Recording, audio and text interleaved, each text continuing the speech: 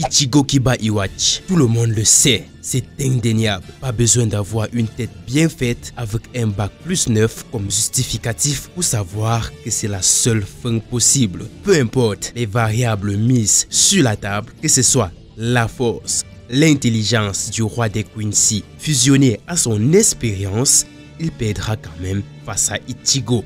La question est maintenant comment?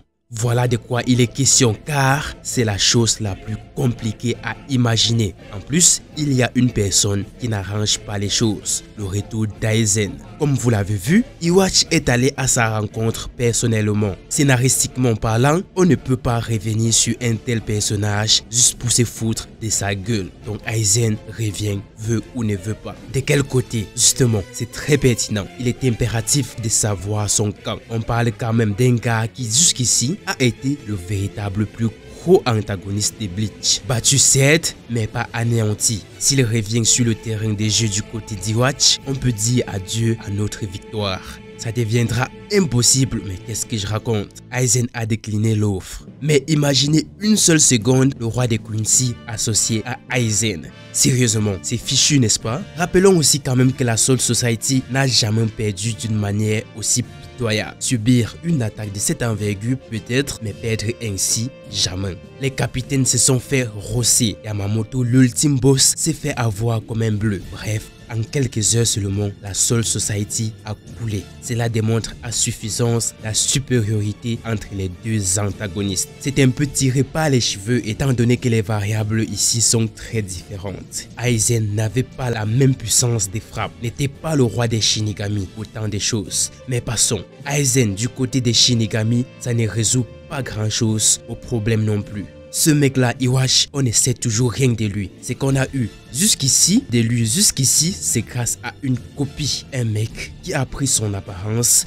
apparemment les mêmes capacités aussi. Mais yada, s'il n'a que ça, c'est souillant. Ce mec en a dans le crâne. Et je suis sûr et certain qu'il en a aussi niveau puissance, plus que ce qu'on a pu voir face à Yamamoto. Bon bref.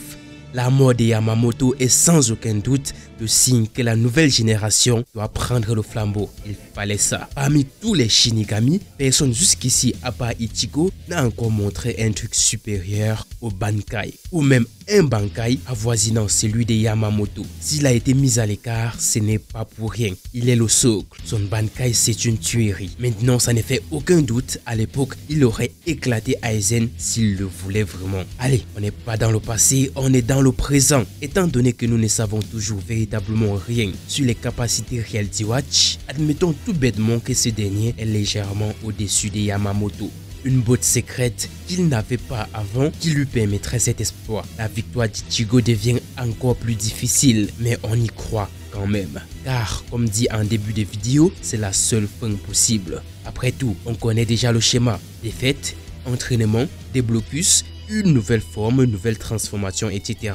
Et puis bim, victoire. Ichigo va donc sans aucun doute nous sortir une nouvelle forme, une nouvelle transformation, qu'on le veuille ou non. En plus, il y a un truc. On n'en a pas encore parlé, mais apparemment, Ichigo est également un Quincy. C'est quand même une sacrée douille. On a beau louer les efforts des protagonistes. La vérité, c'est qu'ils sont très souvent foutrement avantagés et on fait semblant de l'ignorer. Le mec est à lui tout seul tous les méchants que le manga a eu jusqu'à présent. Shinigami, Holo, Quincy, etc. Comme quoi, il n'y a que le mal pour battre le mal.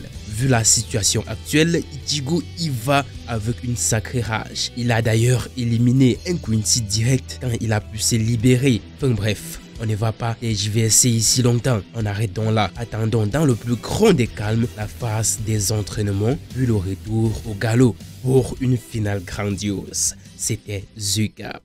Yo, I ain't here for the money, I ain't here for the fame. Though it might be nice to own a jet plane, I'ma do it all for you. Come along and see it's true, but the world is